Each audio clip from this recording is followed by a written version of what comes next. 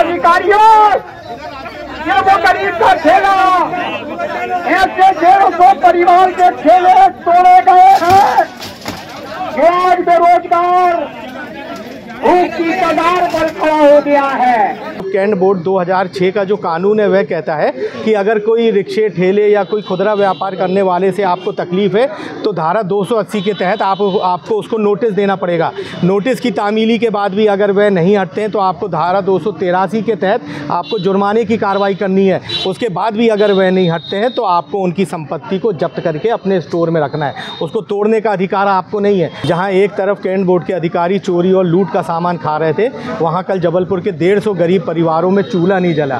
ठेले जो कि अंदर परिसर में लगे थे, जिनने व्यापार भी चालू नहीं करा था, उन ठेलों को निकाल के तोड़ा गया। गोरा बाजार में अतिक्रमण हटाने के दौरान कैंट बोर्ड के अमले द्वारा ठेले तोड़े जाने के मामले ने तूल पकड़ लिया है।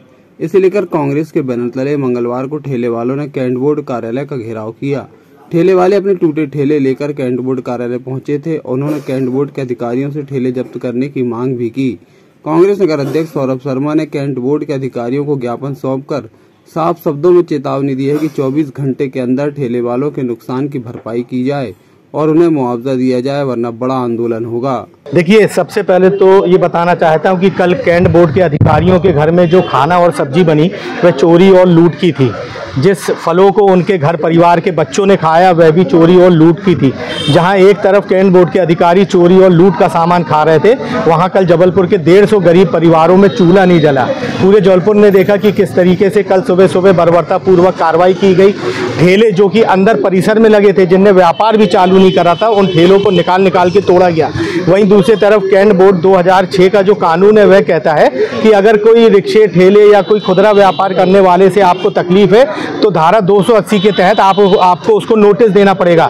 नोटिस की तामीली के बाद भी अगर वह नहीं हटते हैं तो आपको धारा 283 के तहत आपको जुर्माने की कार्रवाई करनी है। उसके बाद भी अगर वह नहीं हटते हैं तो आपको उनकी संपत्ति को जब्त करके अपने स्टोर में रखना है। उसको तोड़ने का अधिकार आपको नहीं है। लेकिन बिना नोटिस दिए, बिना धारा 280 की कार्रवाई करे, बिना धारा 283 की कार्रवाई किए गरीब लोगों के जिस तरीके से ठेले टपरे तोड़े, ना केवल ठेले तोड़े बल्कि उसमें जो सामग्री थी उनके अधिकारी और कर्मचारी भी झोले में भर के उसको ले गए और अपने घरों में पकाया। हम लोगों ने आज यहाँ पर उन्हीं ठेलों को यहाँ पर जब्त करने के लिए सौंपा है, क्योंकि आपका नियम बोलता है कि इन ठेलों को जब्त कराना है। तो वहाँ पर हम लोगों ने ठेलों को जब्ती के लिए दिया है और बघेल साहब हम लोगों का ज्ञापन लेने आए थे। उनको साफ शब्दों में बोला है कि 24 घंटे के अंदर इन जो खुदरा व्यापारी है इनके मुआवजे की आप व्यवस्था करें और इनके जो आगे का व्यापार है उसका आप मसौदा तैयार करें। हम माननीय न्यायालय का सम्मान करते हैं, मगर माननीय न्यायालय का जो आदेश है वो स्थायी अतिक्रमण के लिए है। और 2006 जो कैंट बोर्ड का कानून बोलता है वो ये बोलता है कि कैंट बोर्ड के अंदर आप इस बात के लिए बाध्य हैं कि छोटे खुदरा व्यापार के लिए आपको जगह चिन्हित करनी पड़ेगी।